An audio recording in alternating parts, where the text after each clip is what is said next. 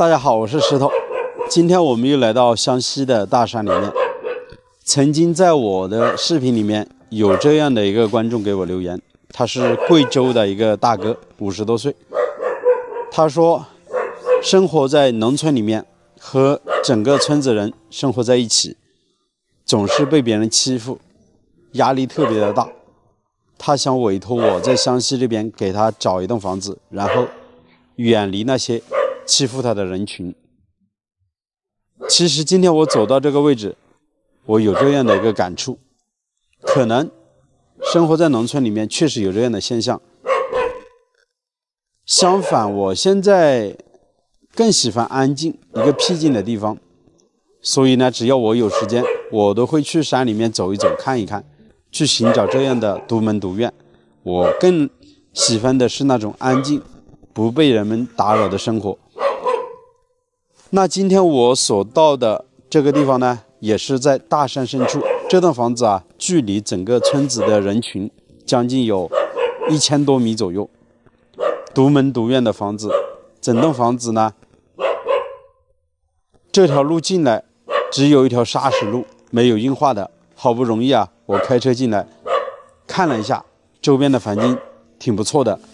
那在我的身后是一大片的悬崖峭壁，据说啊，到夏天背后呢还有一条高约200多米的瀑布从山顶上流下来，这边的环境还是挺不错的。那现在就转个镜头给大家看一看。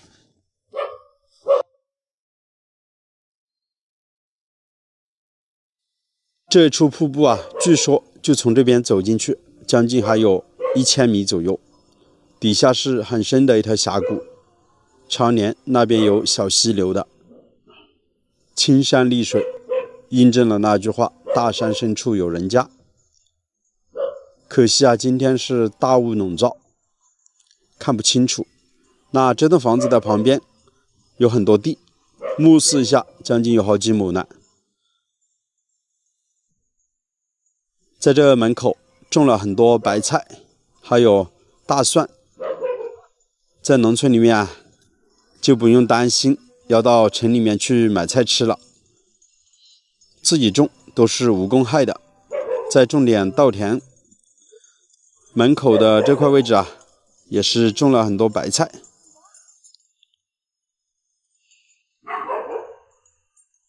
镜头的前方就是这处寨子了。这边啊，距离县城将近有30公里，距离镇上有6公里左右。这边的海拔将近有700米。到夏天，大山里面都是非常凉快的。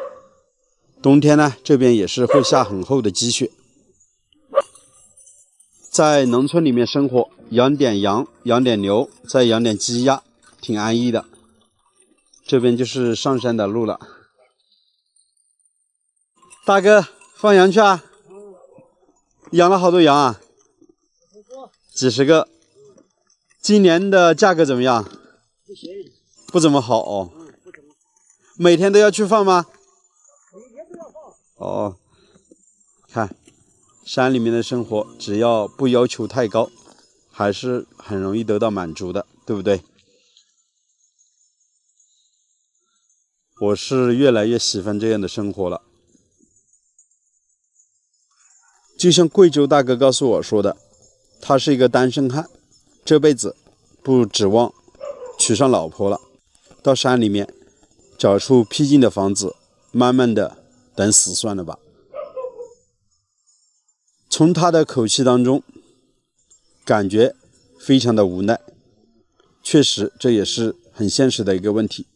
没办法，他在他村子里面已经是感觉生活不下去了，他就感觉自己孤零零的一个人，到处受人欺负，所以呢，想远离家乡，寻找这样一处僻静的地方，用来养老算了。那我们来看一下这栋房子，基本上和他的情况应该是差不多。以前啊，这栋房子也是和村里面人一起生活的，但是呢，这边的主人也是可能差不多吧，所以就在这边建了房子，远离村子里面的生活，自己选择一个地方安静一点的。看，这是一栋算是4开间的房子，木门的位置是堂屋，这旁边呢都是卧室，上面盖的是蓝颜色的琉璃瓦。一栋砖房，外墙呢没有做粉刷的，养了2条狗，这就是他的生活了，简简单单，不要求太多，养得活自己，能够吃得饱就行了。这边啊还通了公路，我的车是已经开进来了。它整个院坝都做了硬化，然后这边的院坝呢大概有100来平。这位大哥真的很勤快，房前屋后打理得干干净净，这些土这些地里面都清理的是非常干净，杂草都很少。种的菜呢都从来不打药，看这些白菜都被虫子吃了好多，虫子吃了一半嘛，自己留一半嘛。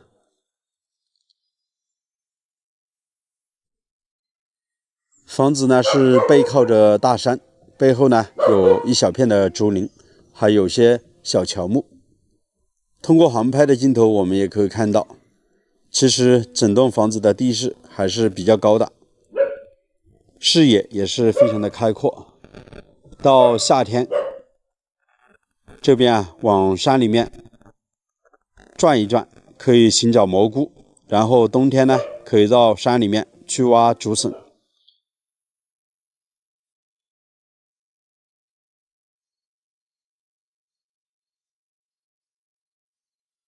很可惜啊，这户主人家今天是不在家，然后呢养着狗，我不敢靠得太近，只能从他们家的整个院坝这边看一看，然后呢在这边航拍了一下整个周边的环境。有机会啊，下次我们再过来拜访这个主人家，究竟是什么原因选择在这样的大山里面建造一栋房子，在这边居住。其实啊，在整个寨子那边生活的也是挺不错的，那边呢是通了公路，是不是啊？买一些东西啊都方便了许多。这边呢，毕竟道路没有硬化，下雨天还是比较难以行走的，是不是也和这位贵州大哥一样的情况呢？好了，朋友们，这期的视频啊就为大家分享到这里，我是石头，喜欢的还请记得点个订阅，并且呢在视频的下方多多留言点赞支持一下。好了，我们下期再见，拜拜。朋友们好，这里是康居别院，欢迎大家来到美丽的湘西。今天石头又带大家来山里面看一些闲置的老房子了。这栋房子距离县城12公里，距离附近乡镇集市2公里，房子就建在大河边，直线距离大河100米左右，所以房子周边的环境是非常好的。这也是一栋独门独院的房子，旁边距离邻居大概有3到500米左右，住在这边是非常安静的。镜头前方是进入这栋房子的马路，宽约2.5米到3米左右，没有硬化，都是这样的砂石路。我的车就停在了手指的方向，步行大概150米来到这个地方。因为我是第一次过来，我担心路不好走，所以把车停在了下方。那这边轿车进来是有难度的，但是 SUV 肯定是没有问题。镜头前方这块还比较宽，后期可以在这边停车。那再过去有一片橘子地，现在橘子已经成熟了，待会儿我们拍完视频之后到地里面去摘点橘子，看好不好吃。其实在这底下就是一条大河了，房子外面也是一片橘子地，目视一下大概有7、8分地左右。住在这边我感觉是非常安静。这些野果大家认识吗？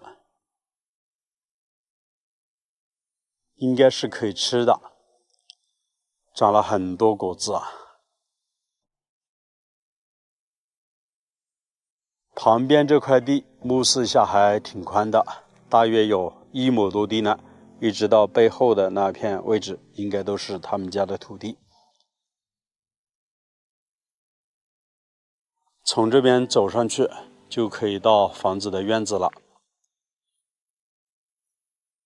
3开间的木房子，可以看到两边的厢房都是砖结构的，也都是平房。那我们直接走到院子来看一下。院子都已经打上了水泥地面，宽约80来个平方左右，房屋结构非常好，基本上是可以拎包入住的。楼层高度大概5米左右，上面盖的是青瓦。两边有2个卧室，留有窗户，没有单独的小门。那这栋房子的占地面积，我们目视一下，应该有300多个平方。两边的厢房应该是有2间，这边应该是卫生间，这边可能是前面房间，后面是住间之类的。在这上面有一处阳台。那我们是没有拿到钥匙，所以不方便进入房子内部。其实它的大门应该是没有锁上的，但是主人不在家，我们就不进去了。可看到2楼的位置是放了些蜂箱，养蜜蜂的。这边厢房的窗户是没有关，我们透过窗户来看一下房子内部的结构。这边是不种稻谷的，都靠种植一些橘子树。看镜头前方，这些都是一些装橘子的筐。屋顶上面做了一个简单的木板吊顶，墙壁已经刷过了，也打上了水泥地面。房间宽约25个平方左右。在这背后还有一个小房间。3开间的木屋，在这边还加了一个小房间，所以这栋房子可利用的空间还是挺宽的。我最喜欢的还是他们家的院子，院子外面就是一大片的橘子树了，不知道这些橘子是否还在管理，上面几乎是看不到什么果子的。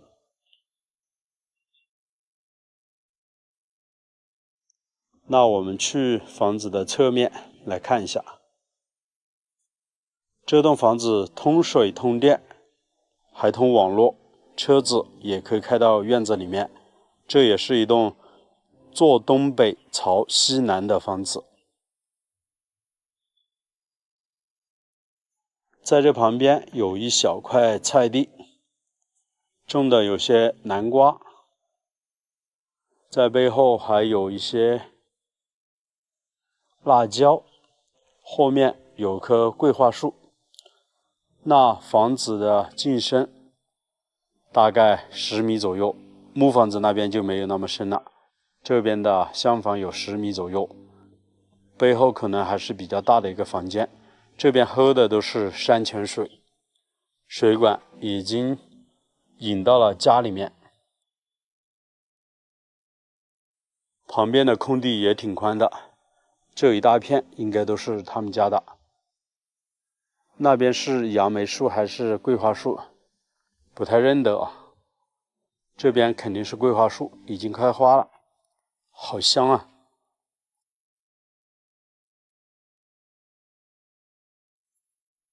这边就是厨房了。看起来这栋房子可能有一段时间没住人了。在这后面的杂物间也挺宽的，房子所以说挺大的。这边的厢房是没有门的，我们走进去看一下。这边有座楼梯，可以走到阳台的位置。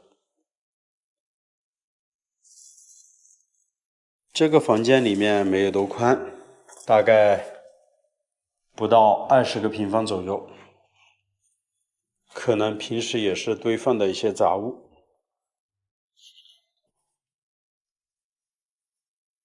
那这个房间也差不多，在这背后也是杂物间。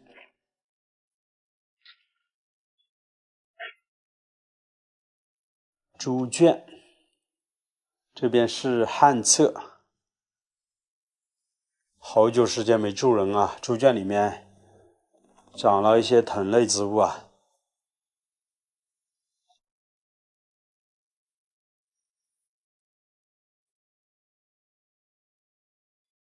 老房子就是这样子，长时间没人居住啊，没人打理，很多地方啊，慢慢的就开始破损啊，瓦片开始坍塌，农村就是这样的一个情况了。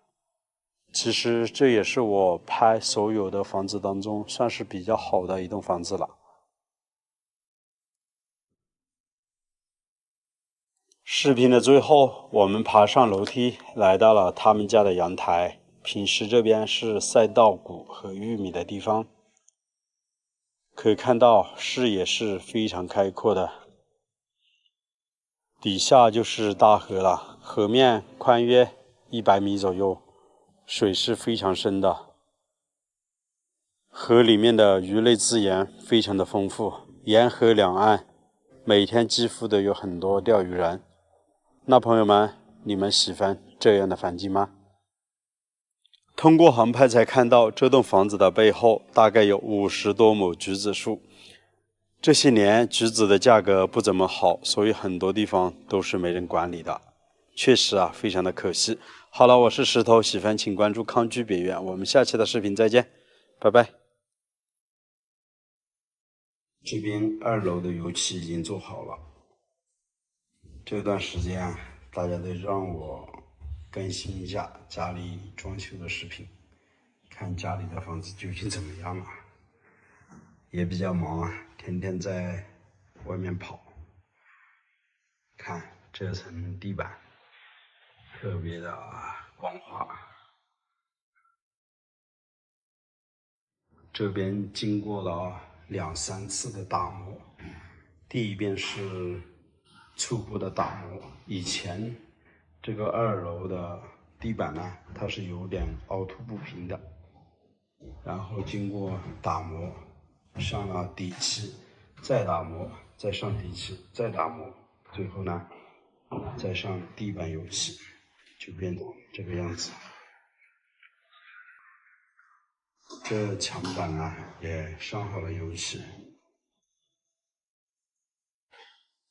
我们买的是本色的漆，相当于清漆吧，所以上好了之后啊，只会增加它的光泽度，不会改变木头的颜色。上面的穿缝都是纯木，所以颜色是更深一些，接近于红色。其他的都是杉木，杉木的颜色会更浅一些。这地板啊，全部都是杉木。现在走上来的话都是脱了鞋子了。以后2楼的话，我们也会换鞋子再上来。整个2楼是有4个房间，1个客厅的。这边有个储物柜。之后呢，陆陆续续我们会买一些家具过来，然后就可以开始入住了。我买的漆是比较好的，价格当然也比较贵，整栋房子的油漆要花1万多块钱。昨天下午喷好的油漆，现在已经完全干了，而且在这里面是基本上没什么味道的。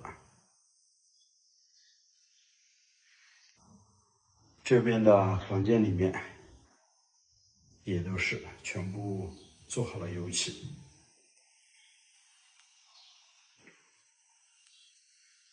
这个房间光线并不是特别好，背后的窗户呢，我们留了将近是60公分乘1米的。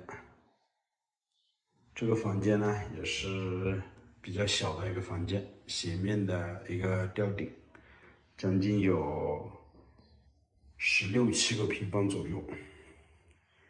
这里呢是一个过道，过道的这块位置呢，我们是留了一个储物柜，以后呢准备放杯子的地方。做了几个木板的柜子，把它隔开了。这边呢是比较大的一个房间，这个房间将近有20多个平方，特别的光滑，感觉就像上了一层油一样的。其实杉木上好了油漆之后，它的色泽度啊、颜色啊，都还是挺漂亮的。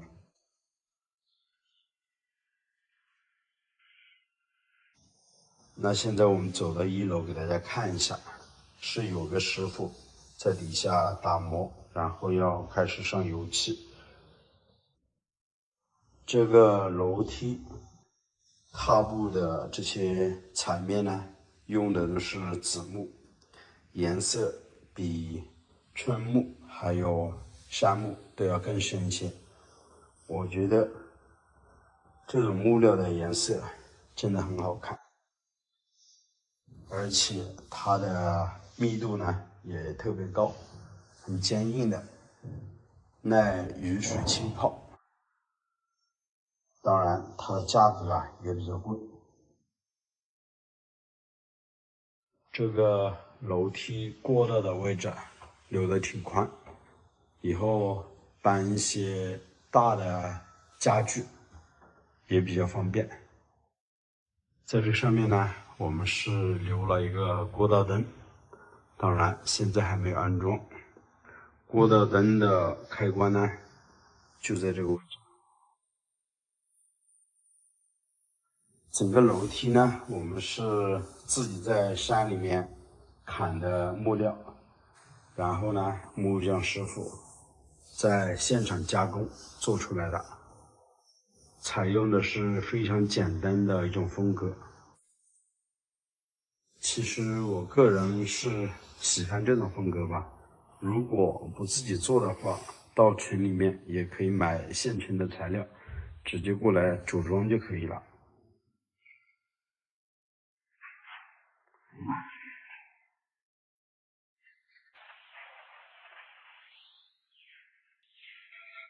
做好了2楼的油漆，我们才开始做1楼的。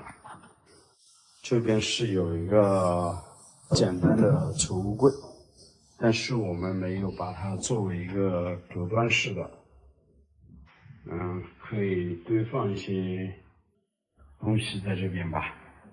在这边呢，还有个储物柜，这个更大一些，做了2个台面，可以放被子，刚好就在楼梯间的下方，把这个位置呢全部给利用起来了。这边是已经打磨好的，这是之前木匠师傅啊在装修的过程当中，这些镶好的板子已经是打磨过了一遍，现在再次打磨会更好一些，更光滑一些。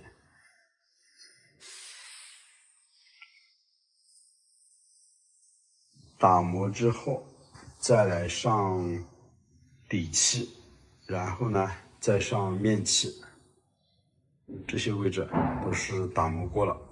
像这一面都是桑拿板，就不需要打磨了，油漆也不要做。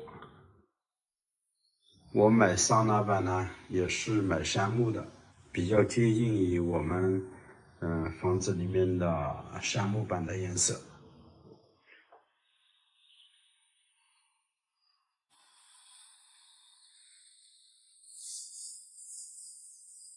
上面的这些方子啊，全部都已经打磨过了。其实上油漆啊，也是一个非常繁琐的一个过程。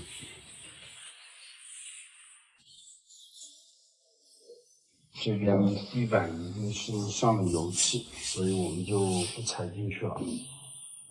现在师傅呢就正在打磨，上好了底漆之后啊，要这样子用手工，用纱布打磨一遍，这样子会更光滑些。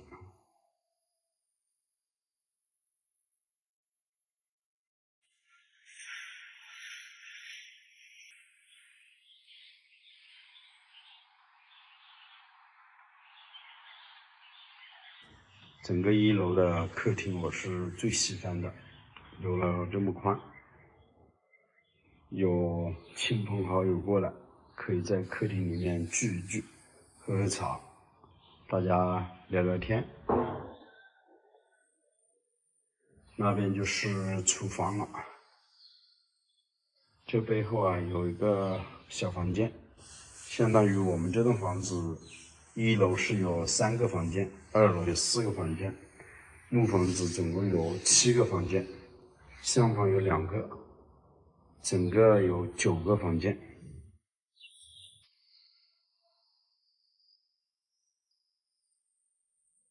这边是厨房的位置，我们有些杂物呢暂时堆放在这边。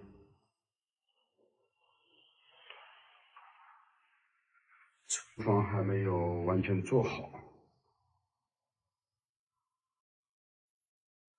过一段时间我们再把这些墙砖给贴好吧。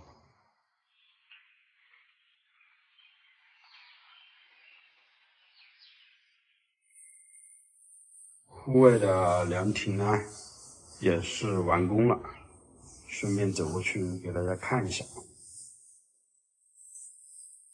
开门见山，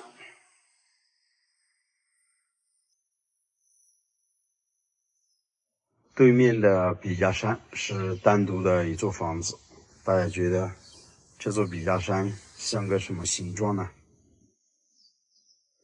整个院坝宽400个平方左右，很开阔。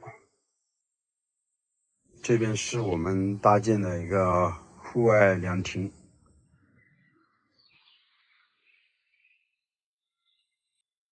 再回过头给大家看一下我们这栋房子，整个塞壁呢是上了2遍底漆，面漆还没有上。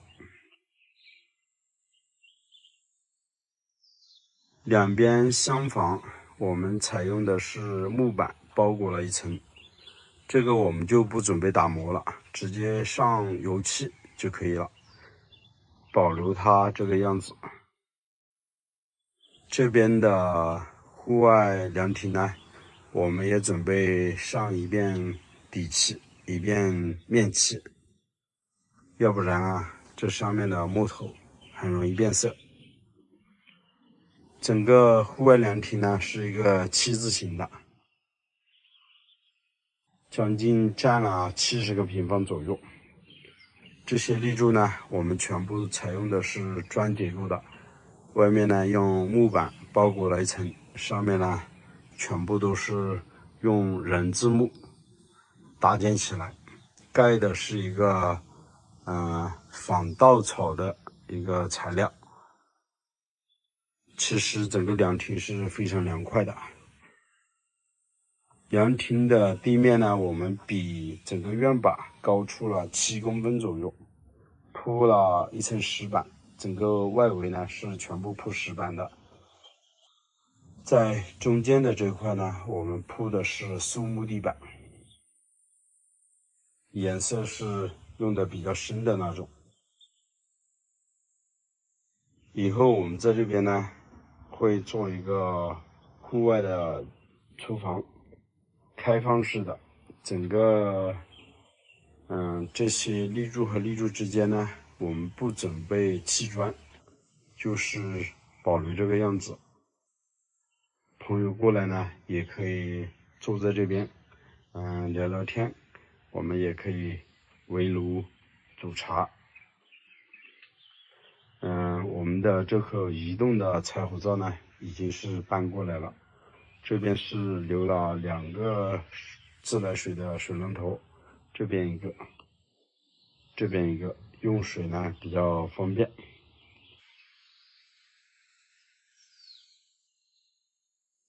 这边是紧靠着护栏的位置了，所以，凉亭的视野是非常开阔的。